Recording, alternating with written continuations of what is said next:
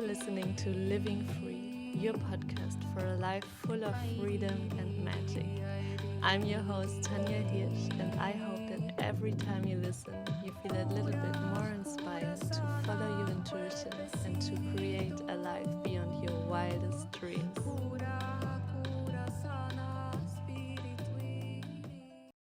Welcome back to the Living Free podcast. Today I have a solo episode where I dive so naked into a topic that I'm really passionate about because it has changed my life so much in so many areas. And I'm talking about the sisterhood wound and how it infects your life without you maybe not even being aware of it, how you can recognize it, and also how you can heal it so you can come back into wholeness. And I feel this is something that impacts our whole planet.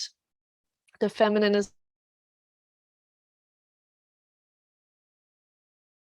a lot of things that have been viewed as normal that are actually really.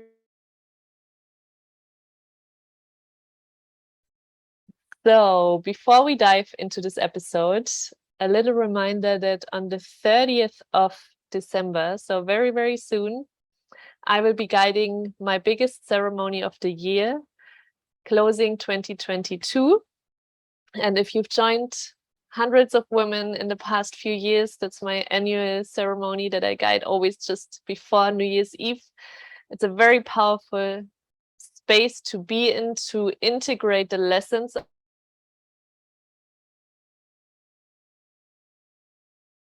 wholeness and to really come from a place of integrity to move forward into the next year. So I would love to have you. You find the link in the show notes if you want to join us. And now let's dive into the topic of today. So if you follow my journey, if you follow my podcast, my Instagram account, you know that my journey with women hasn't been easy. And maybe you can relate in some of my stories because it's a wound that's really present for most of us and that we're not even aware. We just think this is how women are. And it's a wound. The sisterhood wound is very connected to the mother wound as well. So for me, they went hand in hand, that I had a really hard time trusting women. So I'm going to go through a few examples of how these sisterhood wounds showed up in my life and how they can show up in your life. So you can bring awareness to your own patterns of where you're sabotaging your own wholeness, your own expression, your own, the version of you that you are meant to be here on this planet, the woman that you are ready to embody. These sisterhood wounds are blocking you from that version. So, like I mentioned, not being able to trust other women is a huge sign that you might have a sisterhood wound. And for me, this went hand in hand with my mother that wasn't able to give me the emotional connection that I would have needed to make me feel safe, to make me feel valued, to make me feel loved and worthy. So I had a hard time trusting women because of that. And then it rippled out to the relationship to my sister. We were more competitive than really a team. I grew up with one grandparents most of the time. She grew up with the other. And of course, there was a lot of jealousy. She had more than me and I had less, and she had a lot of attention because she was sick when she was a child, and then I had to swallow down my needs because there was no space for me. So I established from a very young age that there's not enough, which is not the truth. This was just the conditioning that happened because of my story and my experiences. So I carried this into my adult years, and maybe you relate to that. So if you don't trust women in general, you might have women in your life, friendships, but you might block them on a hard level. Like you don't let them in, you don't trust them fully, so you don't show all of you. You hide parts of you, you just don't show your most authentic, vulnerable self, especially when you're going through something. You pretend everything is fine, you're okay, you don't need help, it's all good. That's a huge sign of a sisterhood wound. And we all crave connection, right? We all crave to be seen, to be heard. We all long to be in a tribe like we used to be thousands of years back. We were in true sisterhood. We would gather in circle, we would bleed together, we would go into the woods and do blood rituals. And that's why I love bringing this wisdom back, because it opens a remembrance that this is actually our true nature. We are not supposed to be stabbing each other. So just become aware if you have a hard time trusting women. Also, I want to mention there's nothing wrong if you have these symptoms that I'm sharing with you. Almost all of us have them, but you can choose to not carry them into your everyday life and into the future, because it's up to you if you want to become a victim of your past, or if you take your power back and you create and rewrite your story. You create a new way of relating to women and opening your heart and seeing your past as an invitation to heal. So another thing that showed up in my life, and it's both connected to the sisterhood wound and the mother wound, is not being able to ask for help. So I was the one that would drop everything. If someone needed help, I would even go before they even ask. I was always there for everyone. If someone was struggling, I would drop my work, my phone call, and be there for them immediately. And when I was struggling, I noticed the pattern that no one showed up for me. And I had a really hard time asking for help in the past. I was really afraid of being too much, of being a burden if I asked for help. And when I look back, it's more related to my mother than to my sisters. But yeah, I recreate that pattern in my friendships with women as well. So when I was a child, and it's even up until today, every time I asked for help from my mom, and this only happened if it's something I really couldn't do on my own, she would react really annoyed, or really like, oh, can you not do this on your own? And every time it stabbed a knife into the wound of feeling like a burden, like I'm too much, I'm not valued here. And it hurt me every single time until I healed that wound and I gave what I craved to myself, so it wouldn't trigger me when something like that happened. I didn't make it mean something about me and my value, which it did in the past. So if you feel like you have to do it all alone, you have a hard time asking for help, if you feel like you are there, you're giving more than you receive, this might not only be the fault of the women around you, it might be you blocking yourself from receiving, from asking for help. And I had to learn this, to ask for help, that it's not weak and I'm not a burden and it's not too much. And I took it into perspective how much I gave to other people and women and how much I got back, and it was very imbalanced. And then I realized, okay, this is actually not the reality. There's something out of balance, and every time there's a disconnection from harmony of the flow, receiving and giving, of growing, and the natural cycles of nature, that creates chaos, right? If there's a disharmony of the cycle of nature, then we suffer. And I was suffering a lot by feeling alone and feeling not valued and feeling left alone, and I have to do it all on myself. I carried a huge weight on my shoulder. I felt responsible for everyone, but at the same time I felt no one feels responsible for me. And there's a lot of deeper roots that I had to unplug, right? That I'm not going to dive into right now, because this should be focused on the sisterhood wound. So the third sign that you might have a sisterhood wound without even realizing it is to see other women as competition. And I know it's so easy, and we are so programmed to see a woman in her fullest expression, dancing and enjoying her food and being, open with men. It can trigger a lot in us. And we have two choices in these moments. If we see that and we feel it like, oh, this is uncomfortable, this makes me feel uncomfortable, 99% it's because there's an underlying desire that's not met or not expressed. And then you have the choice. You project it on her. Oh my God, she's so cheap. She's sleeping with all these men. Like it happened to me. I was called being a slut and cheap, and I'm sleeping with all these men before I even had sex in my life. When I was still a virgin, women started to backstab me, to talk behind me, and in the cafe, like they would, even one woman once hit me in the face for just being me, and this showed up so many times that just me being in my body and me being me triggered the shit out of women, and then they started backstabbing me.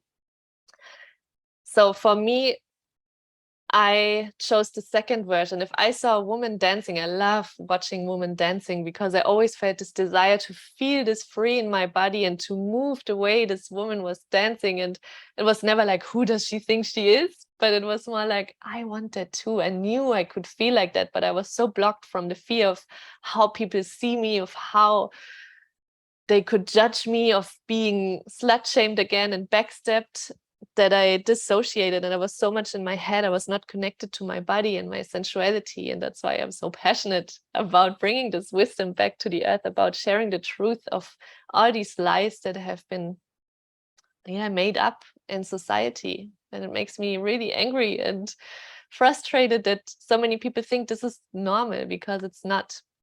So if you see other women as competition, always know that you have the choice.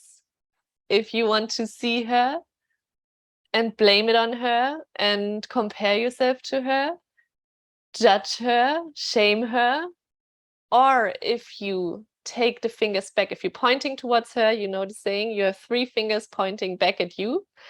Or if you say, wow, actually, this is beautiful. I don't have to shame her. I don't have to sabotage her, to put her down. This is just a desire, how I want to feel. And I see it as an invitation and an inspiration that this is possible for me too. Another point that's also related to that, that you feel jealous and triggered. You know, you don't only have to see them as competition. Maybe you're even jealous. You're like, I want it and I don't have it, so I'm not happy for her. Like, who does she think she is? That's a big sisterhood wound. If you can't be happy for another woman, if she's successful, if she went for her dreams and she made it, it's up to you. If you find excuses why it's possible for her, not for you, like she had it easy, she doesn't know how it is to be in my skin, for me it's not possible. If you sabotage her and you, or if you say the same, like, wow, she made it, and because she made it, it's possible for me too. If I feel the desire, I know it is waiting for me, but it's up to me if I stay in this victim consciousness and blame it on other people, or if I take my power back and say, what do I need to learn to embody to become that woman myself? And also another thing, a sign for a sisterhood wound, if you project your insecurities onto other women. It's all kind of interwoven and related. So if you project your insecurities onto other women, this is another sisterhood wound. And also, I shared this before, if you help others over helping yourself. So if you put other people's needs before your own, and then you're wondering why no one is there for you, also a sign of the mother wound and the sisterhood wounds. They are all connected as well. If you shame other women for how they dress, especially if a woman shows her curves and she moves in a sensual way, do you slut shame her? Do you judge her? Do you shame her? Do you talk about her behind her back? Or do you let her be who she wants to be as her true expression, and see it as inspiration that you can also explore how you want to dress, how you want to move, to see her as a permission slip for what's possible for you, instead of just putting your garbage onto her. Because if she's in her power, she won't take that on. She doesn't care if you think that she's too much, if she's too sensual, if she's too sexual. Her life won't change if she's in her power. But if you're not in your truth and you're not embodying your truth with confidence and with, you know, what's right and what feels good for you, and then someone comes and projects their shit onto me, and this happened most of my life, I'm like, oh my God, something's wrong with me. Can be both sides, right? You can be the victim of sisterhood attacks, or you can be the one attacking. And I'm not a saint in this. I've hurt women by doing shit out of my wounds, and I had to do work on that as well. I'm going to dive into this when I share how to heal the sisterhood wounds. But if you realize Like, you've done some crazy fucked up shit. It's also this kind of work that's uncomfortable, and you say like, okay, I actually am not just a victim in this, I'm also guilty in doing this to other women. And you can rewrite the story every single moment. You can decide now, it stops with me. Another sisterhood wound is excluding women from feeling welcome. And I've experienced this so much when I went into a room or a group of women. I can sense and see and feel immediately the eyes that went up and down, how I was being judged. And when I was not in my power, I took that very personally. I thought, oh my God, something's wrong with me. I have to hide, like it's not safe for me to be sensual and expressed. I just have to dim and be like very, almost invisible, so I won't get hurt, I won't get rejected, I won't get outcasted and backstabbed. And when I really healed that wound, that sisterhood wound, that mother wound, I started noticing a shift in how women perceived me.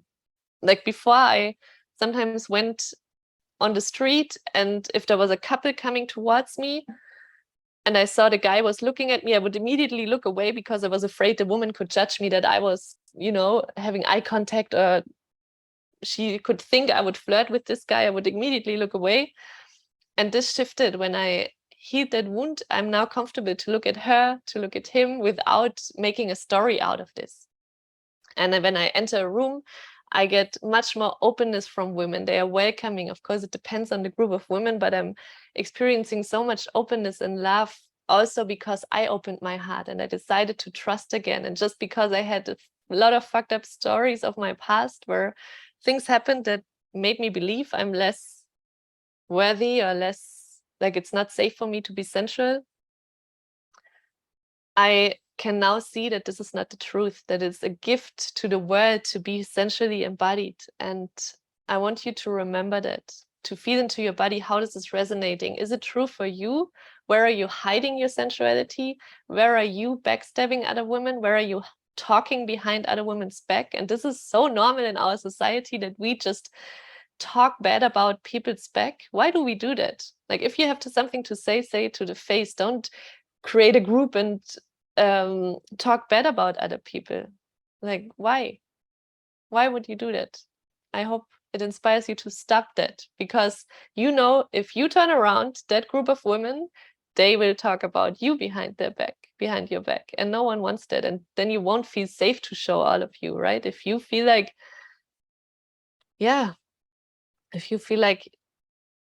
you have to be afraid that someone talks behind your back, you won't show all of you, because that's much more vulnerable and gives them more to grab on, to attack.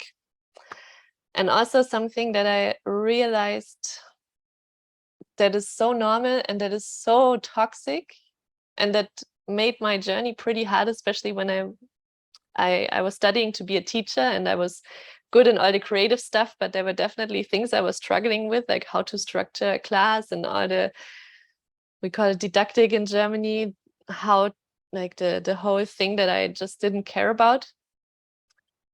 My mind has a hard time learning something like bulimia, learning, just swallowing knowledge to vomit it out for an exam. That's really hard for me. Also, how to, if you start being a teacher and you have all these different classes, it's really hard with all the pressure to create so much content for the students. And what I experienced is that women, especially, they wouldn't share what they had. Like, colleagues wouldn't share their content with me, because they had the belief it was hard for me. I worked hard for this, so you have to work hard for this too. It has to be hard for you too.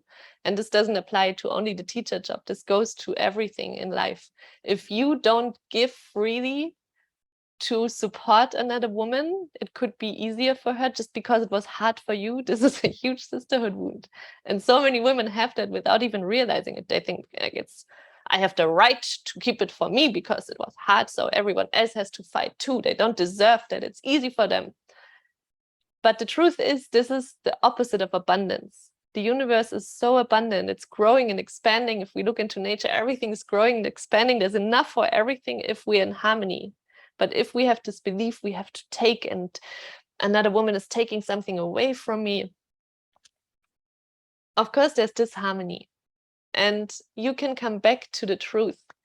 And now we're going to dive into the part where I show you how to heal your sisterhood wounds, because the world needs it right now. And it doesn't matter if it's related to your blood sister or if it's related to past friendships or to current friendships. I want you to be surrounded by women that support you, that see you, that uplift you, that see your value, that appreciate your presence. And in my last plant medicine journey, I shared a lot about it already. It's a crazy, wild ride. My sister, I'm gonna have her on the podcast, not my blood sister, my dear sister, my friend from Tahiti. She had this beautiful yellow blanket around her for the whole 12-hour journey. It was like a Tahitian blanket around her, and she would walk with it like a sunflower through the room to the toilet, to the bed, and she was just like a sunbeam of light, like a sunflower. And it was so beautiful to see her every few minutes. So it was like the sun is moving through the room. And I also had a sisterhood wound around thinking there's not enough, because when I grew up, like I shared, my sister got a lot more attention, a lot more love, oftentimes a lot more presence from my other grandma that I didn't get. Like, there was a lot of feeling like I don't get enough. I'm the one that's always coming short. And then I sneaked into her blanket, and like, I don't know, after 5 hours, she was laying in the bed with this sunflower blanket. And I was like, can I sneak underneath there? And she's like, yeah, sure. And we were under this blanket, and it felt like we were both in this abundant sun. There's enough for everyone. And this was so eye-opening for me, because I could feel there is nothing that can be taken away from us. We are all so unique and special, and there's an overflow of abundance if we come back to the truth, back to harmony. And we were giggling like little innocent children underneath that blanket, and it just landed in my body. Like, there's nothing to be jealous of, there's nothing to compare yourself to.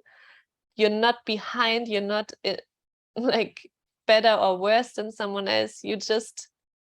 You being you is the biggest gift to the world. If you shine your light, you inspire your sisters to shine their light. And if we shine together, we will even shine brighter.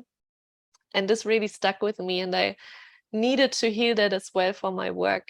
I had a block around celebrating myself. Like, I was always good at celebrating others, but I was, afraid of celebrating myself. And it's not really connected to the sisterhood wound, but that's something that was related to that experience, that it's safe to celebrate and it's safe to be seen being celebrated, because I got projected a lot of jealousy in the past. Women from my class in university, they would even tell other women that they're jealous of me and that, I have it easy, and they would say all the things. And I thought I have to hide my success and the things I'm passionate about, because otherwise people are jealous. But that's not the truth. I mean, it can be, but the truth is you can celebrate, and it's safe for you to celebrate. It's safe for you to show what you've accomplished and to celebrate yourself. Now I'm dancing with DJ Bobo every time I celebrate something. Like, if a client signs up, sometimes for no reason, like just to be grateful and to celebrate the gift of being alive, and to have senses, and to have connections, and to have the courage to walk this path. So how do you heal these sisterhood wounds? And we will dive into this in the upcoming program that I'm secretly preparing behind the scenes. It's going to be a really powerful, life-changing program, but I'm not going to share about it now. But if you want to heal your sisterhood wounds, first step, and I hope you already got into this while you listen to my voice and to these words, and you let them sink in and not feel triggered by it, but to crack yourself open to see the truth. So first, get honest with all that I shared. Where do you have sisterhood wounds? Be really honest. become aware where these patterns show up in your life. Where are you holding yourself back? Where are you not able to receive, to ask for help? Where do you see other women as competition? Where do you not celebrate other women's success? Where do you feel like you have to judge them? Where do you feel insecure? Where do you project your stuff onto? Become honestly aware of your own patterns, and then sit with it. Sit with this uncomfortable feeling. It's easy to project it on someone else. I'm feeling like this because she's dressing like this. I feel like I'm, not good enough. It's her fault. That's complete victim consciousness. If you want to go back into your feminine power, feel the feeling that's underneath that. Why do you feel not good enough? Why do you not feel secure? Why do you not trust? Look at all these stories, all the pain, all the backstabbing that has happened to you, or all the things you did to women. Feel the emotion in your body. Go back to the stories. Go back into your childhood. Go back into your teenage years, maybe into last year, into this year, into today. What happened to you? Sit with the uncomfortable feeling, feel it, release it, shake with it, dance it out, meditate, journal, allow these emotions to move through you, because they keep you stuck and tense, and they might even keep you in your head all the time because you're so afraid of being judged because you judge. Of course, you won't feel free in your body to dance and to express. This was a huge thing for me. I was so afraid of being judged that I could only dance on a club or on a party when I was drunk, because sober I was so much in my head, like, oh my God, what if these women think I'm a slut because I'm dancing and I'm enjoying my body? And now I don't give a shit. I'm like, this is my body. It's my birthright to feel good in it. If it triggers someone, it's not up to me. They have the choice if they want to project it, take the easy way like most of the people, but I don't take that on. I'm staying in my power. I'm shining my light unapologetically. And I see it more as a gift to inspire women to see the truth and to come back to themselves and to allow themselves to do the same. So feel the emotion. That's a big part. Don't skip that part. It doesn't work without feeling. Release these stuck emotions out of your system, and then go into the forgiveness part. Forgive all the women that have hurt you. Forgive yourself for believing these stories about you. Apologize to the women, or do a ritual where you forgive these women.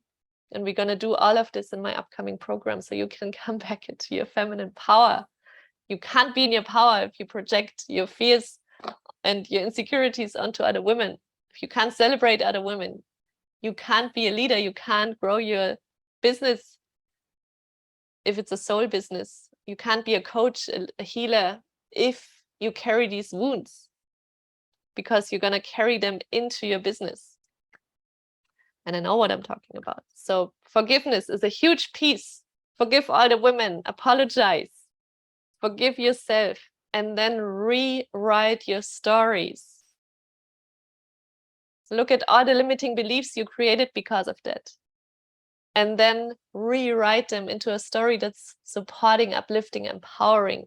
What do you want to believe around women? And we're going to create a whole new story in my upcoming program.